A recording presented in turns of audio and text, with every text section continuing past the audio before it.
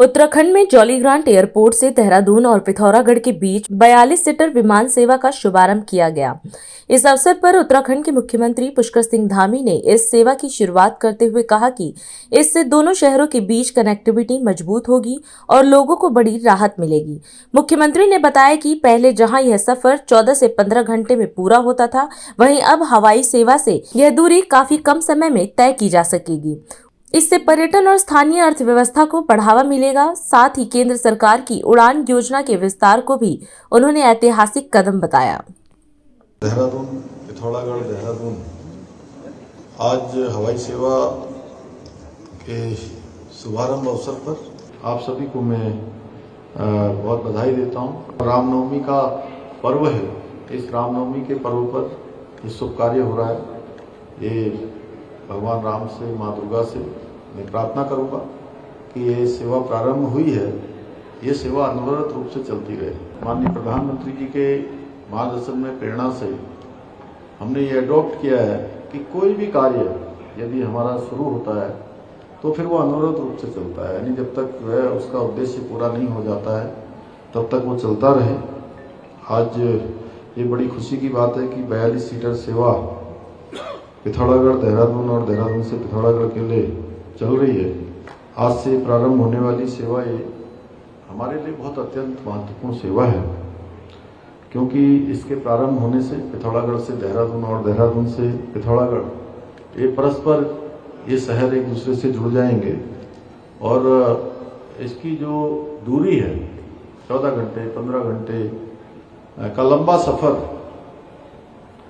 ये सफर बहुत छोटा हो जाएगा और इससे निश्चित रूप से वहाँ की स्थानीय अर्थव्यवस्था को भी मजबूत बनाने में बहुत अभूतपूर्व रूप से सहायता मिलेगी। इसके साथ साथ आदरणीय प्रधानमंत्री जी के दूरदर्शी नेतृत्व में आप सबको ध्यान होगा 2014 से पहले देश में जितने भी हवाई अड्डों का निर्माण हुआ है उनकी संख्या आजादी के बाद के 65 वर्षों में बने हवाई अड्डों से दुगनी हो गई है। यानी कि इस कालखंड में पिछले 11 वर्षों में अभूतपूर्व रूप से हवाई अड्डों का निर्माण हुआ है। आज जहां एक और civil aviation infrastructure development fund के माध्यम से छोटे शहरों में हवाई अड्डों के विकास के लिए वित्तीय सहायता दी जा रही है, उनको मजबूत किया जा रहा है, इंफ्रास्ट्रक्चर खड़ा किया जा रहा है। वहीं भारत को 2030 तक पैसिफिक लॉजिस्टिक हब के रूप में विकसित करने के लिए भी एयर कार्गो नीति भी लागू की गई है। अभी प्रधानमंत्री जी ने 2 दिन पहले ही एक कैबिनेट बैठक में उड़ान योजना को विस्तार देते हुए उड़ान 2.0 दूसरी को भी मंजूरी प्रदान की है। और ये कोई सामान्य डिसीजन नहीं है, ये बहुत ऐतिहासिक डिसीजन है कि उड़ान योजना अब अनवरत रूप से अपने दूसरे चरण में भी देशवासियों के लिए काम करेगी। इसके लिए आगामी 10 वर्षों में 29,000 करोड़ रुपए के बजट से 29,000 करोड़ रुपए के बजट से 100 से नए हवाई अड्डों का निर्माण होगा।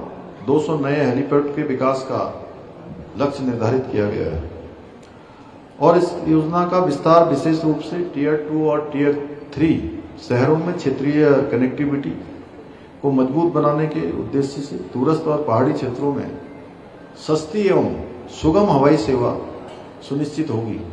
मुझे पूरा विश्वास है कि ये पहल न केवल विमानन क्षेत्र को एक नई ऊंचाइयां प्रदान करेगी, बल्कि हमारे जैसे जो पर्वतीय राज्य हैं, उत्तराखंड जैसे, उन सभी राज्यों के समग्र विकास में भी एक मील का पत्थर साबित होगी। भाइयों बहनों, उत्तराखंड जैसे पर्वतीय राज्य के लिए हवाई सेवाएं मात्र एक परिवहन का साधन नहीं है, बल्कि एक लाइफ लाइन भी है, जीवन रेखा भी है। चाहे वो हमारे सीमांत क्षेत्रों में कठिन भौगोलिक परिस्थितियों वाले स्थानों पर आवश्यक सामग्री पहुंचानी हो, गंभीर रोगियों को त्वरित रूप से उपचार पहुंचाना हो, उपचार के लिए उनको लिफ्ट करना हो, तो ऐसे समय में उनको अस्पताल लाना हो या प्राकृतिक आपदा की घड़ी के समय में बचाव के काम करने हो, प्रत्येक स्थिति में ये हवाई सेवाएं जीवनदायिनी सिद्ध हो रही हैं। भाइयों बहनों, हमारी सरकार राज्य में हवाई संपर्क को और अधिक सशक्त बनाने के लिए, घरेलू उड़ानों को और अधिक बढ़ावा देने के लिए, इसके साथ साथ उत्तराखंड को वैश्विक स्तर पर एक प्रमुख गंतव्य के रूप में स्थापित करने के उद्देश्य से अंतर्राष्ट्रीय उड़ानों के विस्तार के लिए निरंतर प्रयास कर रही है। मुझे पूरा विश्वास है कि आने वाले समय में एयर कनेक्टिविटी के क्षेत्र में पूरे देश में अपना एक विशिष्ट स्थान हम बनाएंगे और उत्तराखंड को देश का श्रेष्ठ राज्य बनाने का जो हमारा विकल्प रहित संकल्प है उसको साकार करने में अवश्य सफल होंगे। आज हम इस कार्यक्रम में आपसे विदा लेते हैं। आप अन्य खबरों के लिए बने रहे।